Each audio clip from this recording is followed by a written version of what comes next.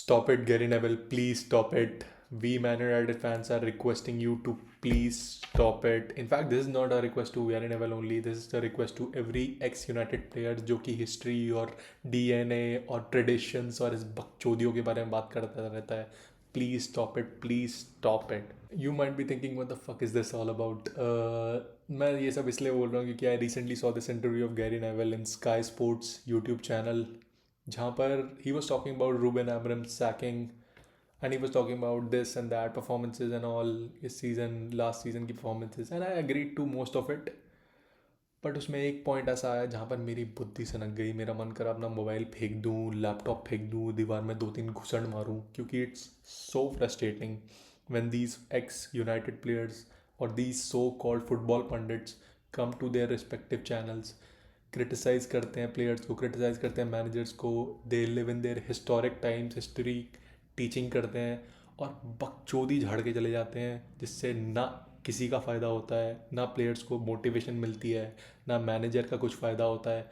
बस नुकसान ही मचा के चले जाते हैं. This is the video that I am talking about. इसमें ही talking about the sacking of Ruben Amorim and अभी तक क्या हुआ, उसने कैसा खिलाया, क्या रही उसके अंडर परफॉर्मेंसेस, क्या बोर्ड से एक्सपेक्टेशन थी, क्या उससे एक्सपेक्टेशन थी. बट इसमें आई थिंक अराउंड 6 मिनट के मार्क पे he talks about fucking DNA history again and ये सुन के मेरी बुद्धि खराब हो गई. Charlton talks about what Manchester United is as a football club. And I've always been very proud of what that club is. Adventurous, exciting football, playing young players, entertaining the crowd, those fans that pay to come in, that are basically looking for some relief from their job at a weekend and want their entertaining Saturday. Manchester United must take risks and be courageous and play with attacking, aggressive football. There is a brilliant video from Bobby Charlton describing that. Manchester United have got to appoint a manager that fits the DNA of their football club. Fits the DNA of the football club. भाई we don't give a shit about managers DNA. हमें बस trophies जीतनी है, हमें major trophies जीतनी है, जो कि हमसे हो नहीं रहा पिछले कुछ सालों से. If you go to a Real Madrid fan, उससे पूछोगे कि तुम्हारे क्लब का DNA क्या है, वो सिंपल रिप्लाई करेंगे, भाई हमारा DNA है ट्रॉफी जीतना, जो कि हम रेगुलरली करते हैं. That's the DNA that every club wants. Simple. For example, अगर अभी मुरीनियो होता मैन यूनाइटेड में और वो रेगुलर ट्रॉफी जीत रहा होता, क्या हम क्वेश्चन करते कि वो कैसे टाइप का फुटबॉल खिला रहा है और वो if that type of football fits with the DNA of United और नॉट? नहीं, क्योंकि हम ट्रॉफी जीत रहे होते. ओले जब आया था, ओले एक अच्छा फुटबॉल खिलाता था, डिसेंट फुटबॉल खिलाता था, काउंटर अटैकिंग फुटबॉल खिलाता था. एट द एंड उसे बाहर निकाल दिया गया. क्यों? क्योंकि वो ट्रॉफीज नहीं जिता पाया, वो मैचेस नहीं जिता पाया. That's all that matters. This DNA history bullshit doesn't really matter.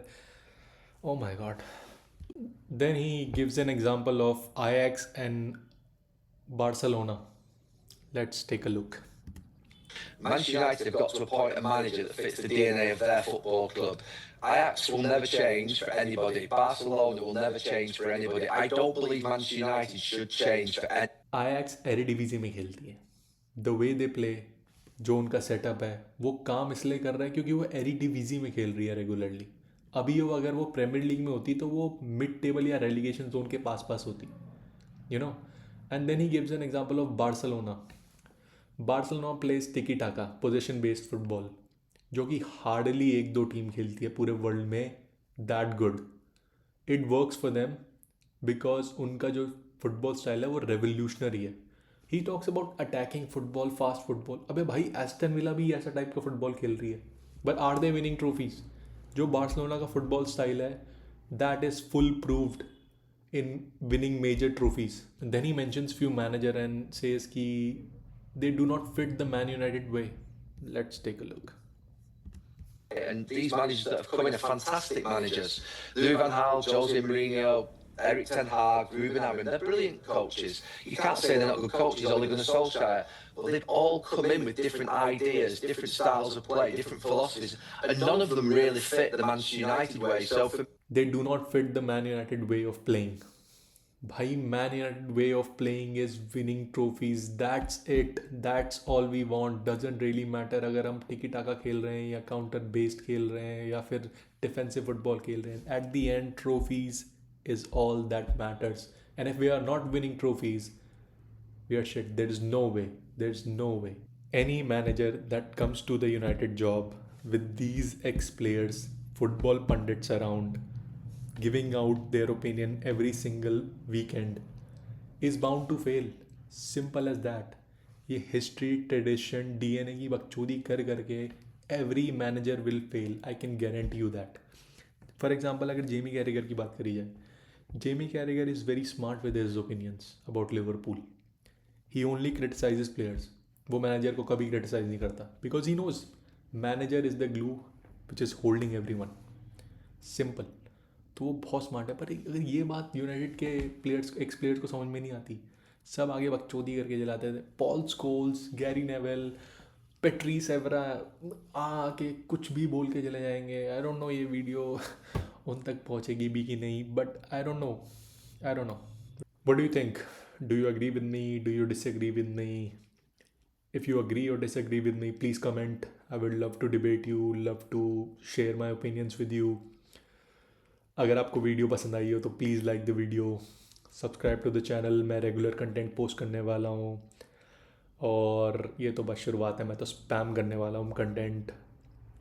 या that's it. Thank you for watching the video. GGMU. Bye bye.